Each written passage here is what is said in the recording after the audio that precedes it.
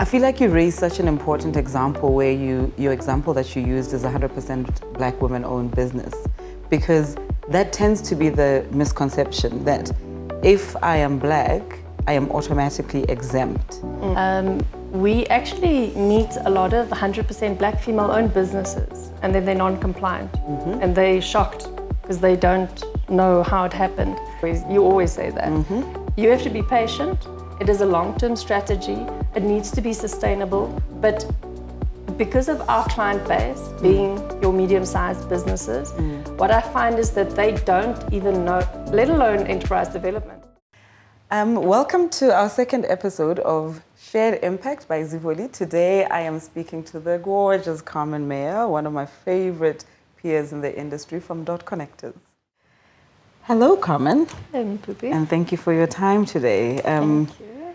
As a big fan of your work, I'm delighted that we're actually taking this conversation a little bit outside of work and adding texture to all the value that I believe you guys add every day. Thank you. So in our first episode, we were talking about the solution that we've introduced to the market, SharedImpact.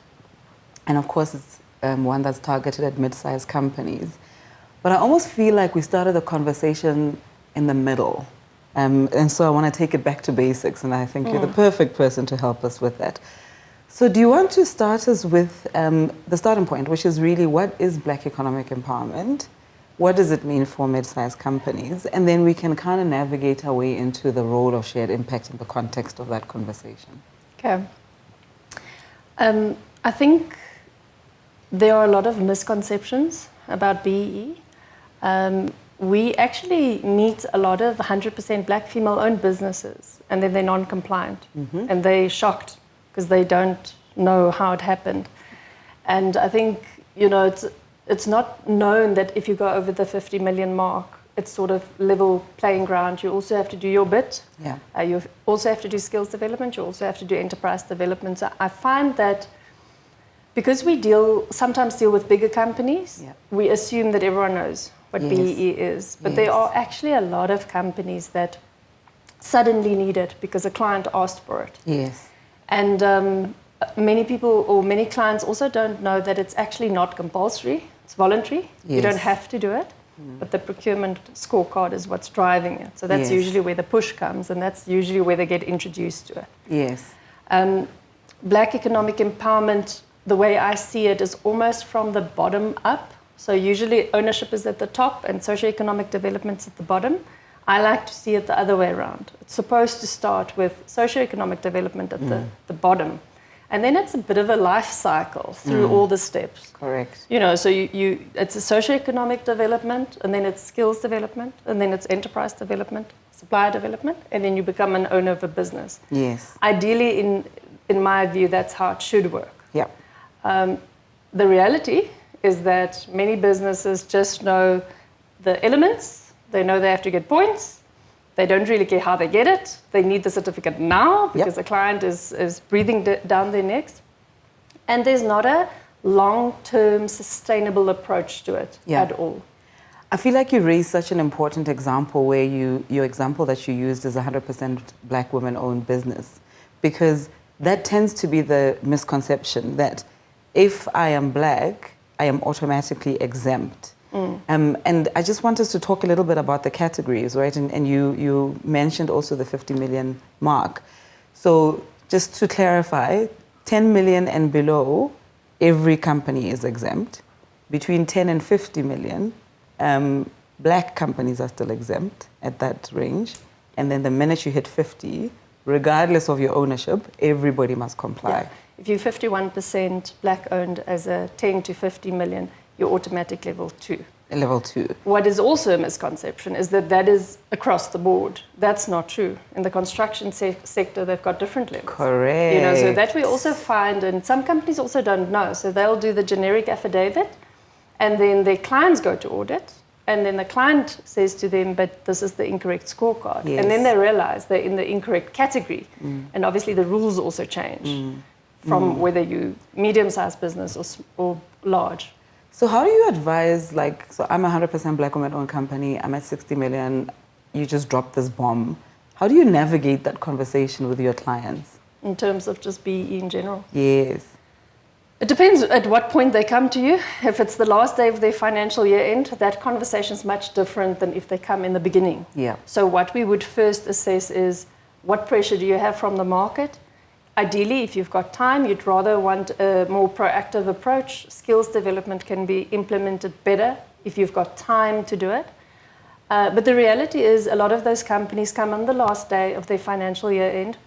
You give them the targets and they need to spend the money, and it's usually a grant because that's the quickest, best, easiest way to get the points. And that is when you get these disgruntled employers. Yes. And this is the grant specifically on enterprise development or a grant across all. Yeah, and skills development is the most expensive. It is. I mean, that's 6% of your payroll, right? To spend that on the last day, if you did not budget for it, someone's not going to be happy. Of course. And so let's talk a little bit about enterprise development. Do you find that this segment of the market understands, appreciates, and or is happy to get involved in that space?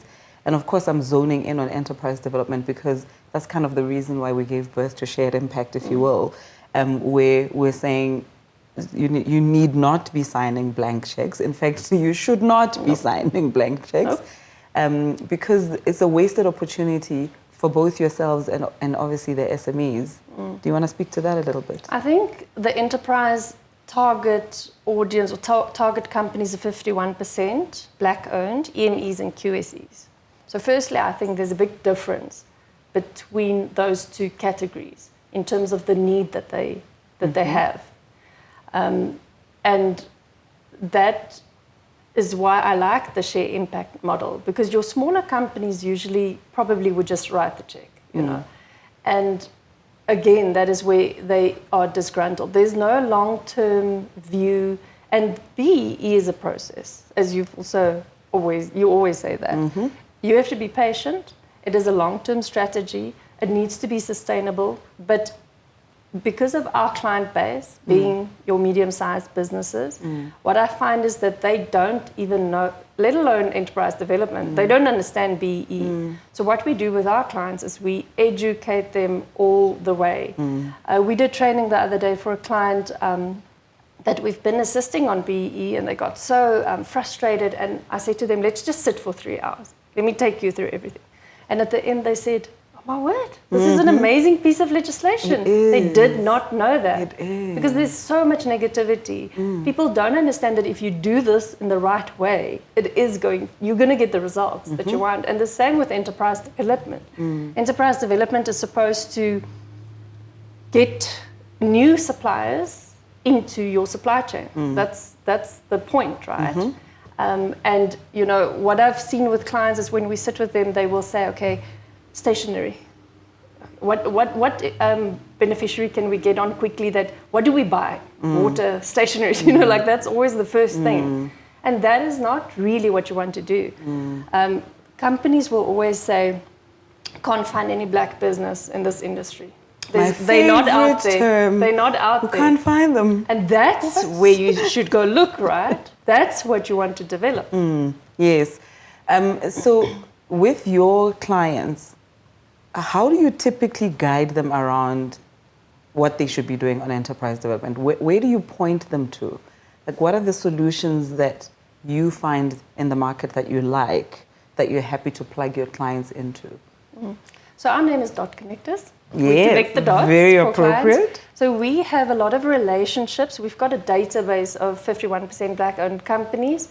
So part of our BE consultation process is analyzing their supply chain. So we identify where the areas are, and then we would introduce them to these beneficiaries. A qualifying beneficiary, okay. Sometimes they want to use their own ones. They know of someone in the market, but that's usually where it's not really linked to their business strategy. It's just, I know someone, I know they need something. In my view, giving money, I don't like, because what is that money going to go towards? And this is what I also like about Shared Impact, that tracking of what the money or what the grant or whatever went for. Yes, no, 100%. I think for us, the reason why Shared Impact is so unique, right, is because what we have observed is a craving from mid-sized companies is they've moved away from, I just need the points, I still need the points, right? So that's almost a foregone conclusion. But they're now starting to ask the question around impact or return on investment or benefit that's derived. And that's why we thought, let's aggregate the contributions of these mid-sized companies and match them to the SMEs, as you're saying, that we have on our database, but implement meaningful interventions that would obviously have an impact for the small business, but also you can demonstrate the impact to the medium-sized company. Do you find that you're having a lot of those? It's probably not an impact conversation per se, but like a return on investment, even if it's a social return on investment conversation. Yeah, we had a client the other day that kept on harping about this return on investment, and I think what they want to see is, I don't want to just give money, and I want to see some sort of investment, whether it is I can buy quality products from you eventually, Yes. but they usually don't have the patience for that. Yes. You're not going to get that on the last day. So enterprise development has to be something that you start right in the beginning of your financial year and have like a 5-year plan. Otherwise, you're not going to get the impact that you're looking for. And the return, yeah. Because it's not necessarily a financial return. I think for me, it's almost never a financial return, but it also depends on what it is that you're trying to unlock through enterprise development, right? So for us, this is the logic then on that aspect. So ideally, you log onto the platform, you create a profile, you define what your need is. I'm looking for a Black woman-owned entity in Durban that supplies laptops, right? And then we would then, on our platform, identify that one that meets your requirements, obviously take them through some or other interventions, depending on your budget. And hopefully, if we do our work right and we have the right time horizon, they can convert into a supplier. The story that we want to tell is an aggregated story, because mid-sized companies normally have limited budgets, you're not likely to have a compelling impact story if we're just telling your story as a standalone company. Yeah.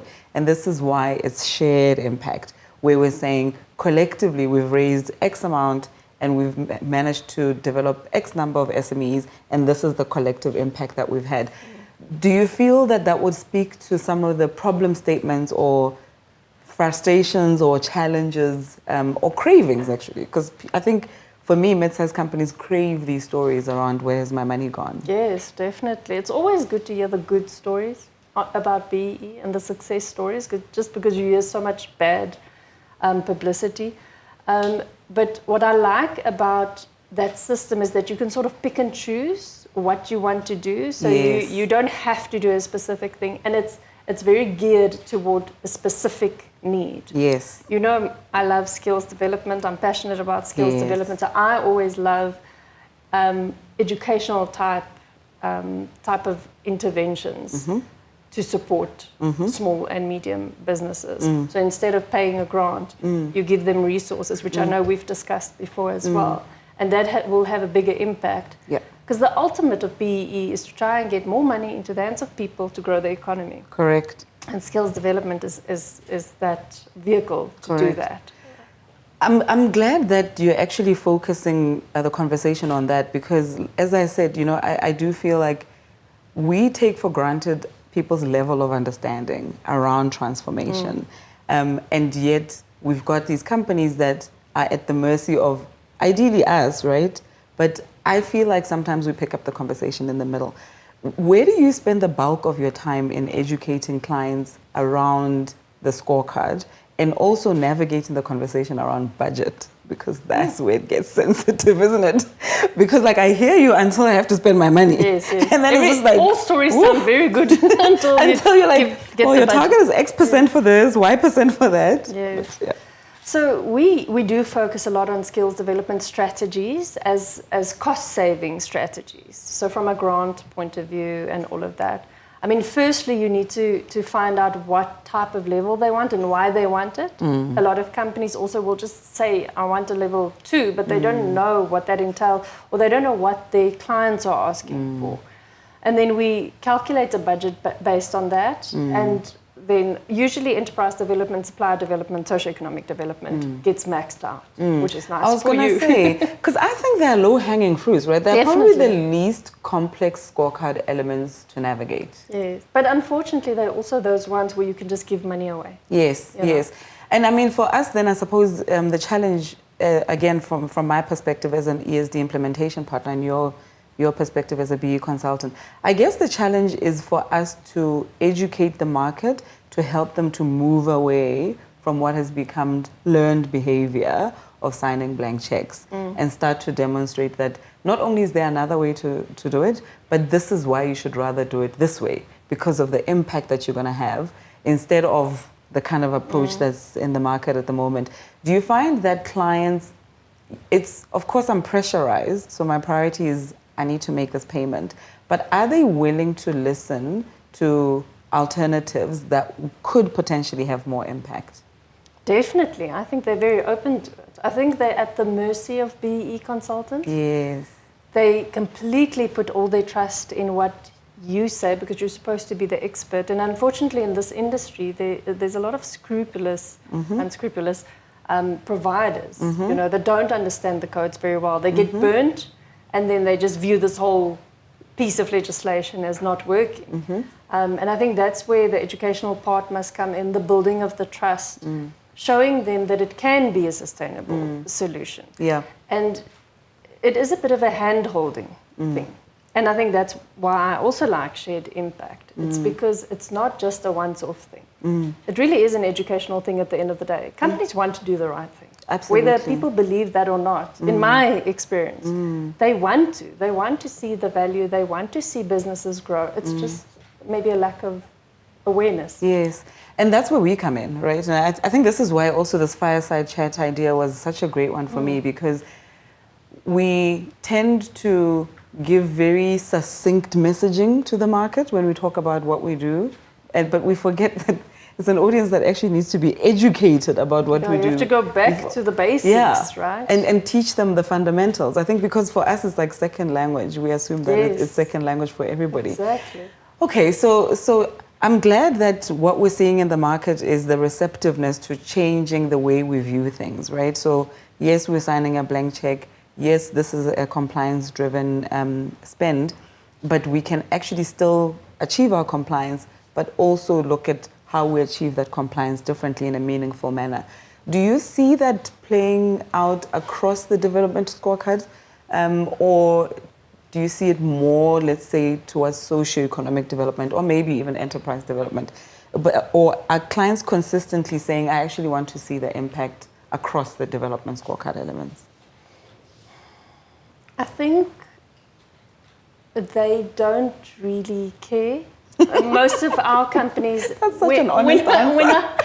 When I say they don't care, obviously they wanted to go for the right initiatives, but they don't necessarily want it to be linked to their company. So it's a bit of like a separate thing. Right. So I give you the money, you make sure that it is valuable or impactful. Yes. And I think that's where we need them to be more accountable and to be more responsible, because a lot of these companies give money or grants and they don't actually know what it went through. Correct. So what we do with our clients is we would update them to say, because there's a bit of a loophole in the system in terms of no one measures the impact of those grants. Yes. So I can give you the money now. I've got no idea after that where it went. Yes. There's no tracking of it. Yes. Which is what the system does, right? Yeah. So I was going. The reason I was like getting excited. This is exactly because, you know, we've always said it's so funny how the codes have been around for goodness, like how long now? Forever. And we all understood the need for blue chip companies, and effectively we managed to all ignore the need for mid-sized companies. And I think it's because we were looking at them individually. As one company with a 100,000 rand target, that's a very low target. Of course, you're not going to employ a BE consultant. Well, you're likely to employ a BE consultant, but you're not going to appoint an ESD implementation partner. What we didn't look at is the aggregating effect of it. And for us to only now be really wanting to have the conversations with the mid-sized clients around impact and not so much signing a check. But I also think that On the SME side, I think the expectations are different, right? There are SMEs that are truly invested in improving their businesses. And there's no harm in taking the grant, but I'm better off benefiting from mentorship or training or tools and equipment or certification instead of just like 100,000 Rand grant. I think as a small business owner myself, and I know the pain that you go through to build a company. So I always try to think of it from my point of view. And sometimes they don't even know what they need. And I think to analyze that and to find out what the actual need is the first step. Correct.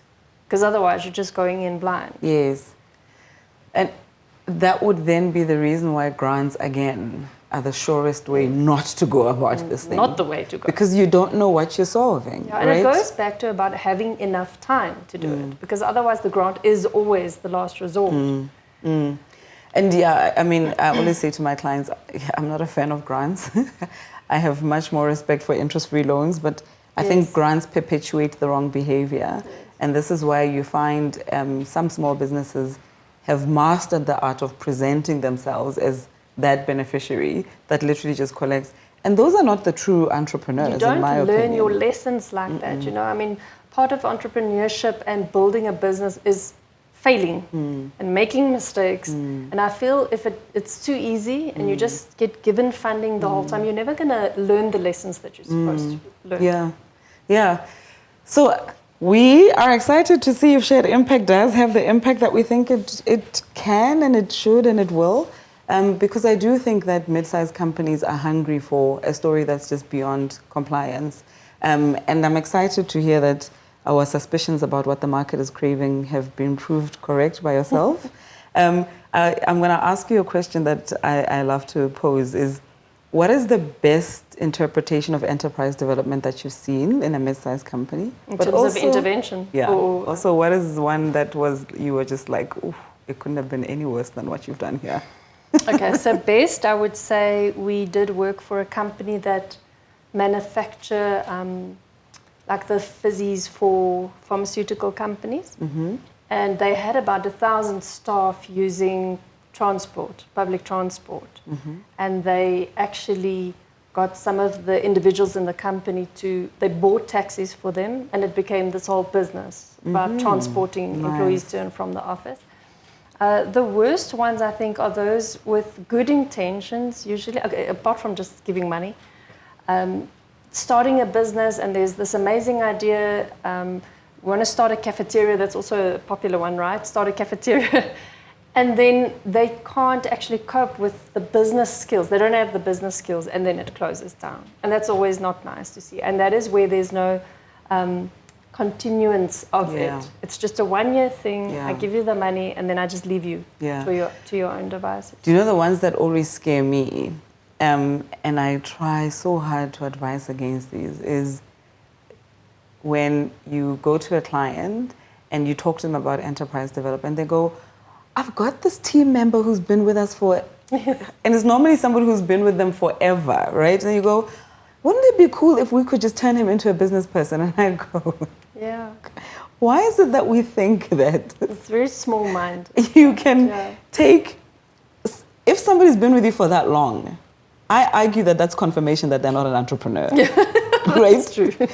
And then secondly, if they didn't approach you with this business idea, that's the second red flag. This guy is not an entrepreneur. And then you essentially pitch this idea to him, which solves your problem, but has now created, because he should have never become a business owner in the first place. Those are the ones for me that, I worry that businesses continue to think that an extension of a demonstration of loyalty is taking an employee that's been with you for 10 plus years. Same with ownership. Yes. Like it's so, okay, so what is our advice or key takeaway? Or don't try and do it yourself. I think that's the first thing I'm hearing. No, you need someone who's a specialist in this area. If you really want to see the return on investment. Don't try and do it yourself. Rather bring in appropriately qualified people, such as ourselves. And I think a third thing that I would actually add is entrust what we advise you, right? Because I find sometimes clients have very resolute in the ideas of what this thing should look like. And then they want to argue with you about it, and you're like, I actually have your best interests at heart. And yes, this might be a loyal and faithful employee, but they're actually not an entrepreneur. Like you've got to trust that we have a way of assessing these things to give you appropriate advice. I think, for me, that would definitely be a third one that I would add to that. So can I ask you a question quickly? Ooh, talk about flipping the script. Yes, ma'am. We deal a lot with the ICT sector. And all the clients will say, in the ICT sector, you can't find any of those suppliers. It's a big problem. If I've got a small to medium, let's say medium-sized company in the ICT sector, and I say to you, I've got 500,000 Rand, R1 million, I want to use SharedImpact. How would that work practically? So the way that we've built it out is, first of all, you would go onto the platform, because we've tried to make it as fully digitalized so that, one, you don't have to do the heavy lifting of navigating of the platform. So you would log in as a client, create a profile, obviously specify that I'm in this industry, because then it also helps us to match you to the right beneficiaries, because some industries are sticky, ICT being one, where it has to be an ICT beneficiary. So you'd go in, you'd create a profile, you'd say I'm in this industry, I have this budget, this is my year end, so we already know the timeline to year end. And then you would define your requirements. I need an ICT company in Durban that does this product or service. And you can make that filter as granular as you want or as high level as you want. And then we would then, off the platform, go and look in our database of SMEs and match you to somebody who actually meets your needs. If you have a budget like 500,000, it's likely to be more than one participant, because otherwise it would be a high concentration on one beneficiary for a quick win. But if the budget was lower, it would probably then one SME. We would then keep you in the loop on the fact that we found these beneficiaries, this is what the diagnostic assessment said, and therefore these are the interventions that we're going to do for them. Some clients would say, I only want to do this intervention with the SMEs, and we will also have the flexibility to allow them to do that. Most clients will just take the package. So in the package we say, we're going to revamp his website, he's going to get 3 months of mentorship, and he's going to do training. I'm just giving that as an example. And then we would implement that. When we've finished implementing, we would then upload all the documents that you're going to need for BE verification. So they also sit on the platform. But you only need these, let's say, 3 or 6 months from now. So you can securely log back in at the time, download the documents, hand them over to your verification agency, and you know that for your spend, you're going to meet the points that you need. What we then also will do is once a year, we'll write a SharedImpact impact report. That will tell the story of all the SMEs that have benefited from all the contributions that we received from whoever the client is that decided to use the platform. And that will be made available, obviously, on the platform itself, but we'll also send it to the clients that contributed. And then there's the opportunity to get funding the next year. Correct. Okay, correct. Yeah, so as a corporate, you can say, this is what I'm going to do every year. And on our end, we could be working with the same SME every year, but we've got on our database, we've got more than 2,000 SMEs. And these are guys that were interested in signing up for our programs but didn't make it. And so for me, it's like, we really should be looking to support those guys, because they've put their hand up to say, I have a need.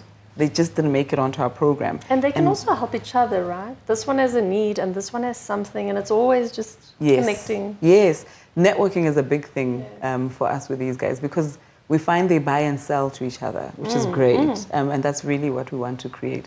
So so that is the problem statement of SharedImpact. And we're very excited that we can actually share this impact with mid-sized companies, because we find that the work that we've done historically is one company's impact. And the different clients tell very different impact stories. Now all of a sudden we're giving an impact story to a whole segment of the market.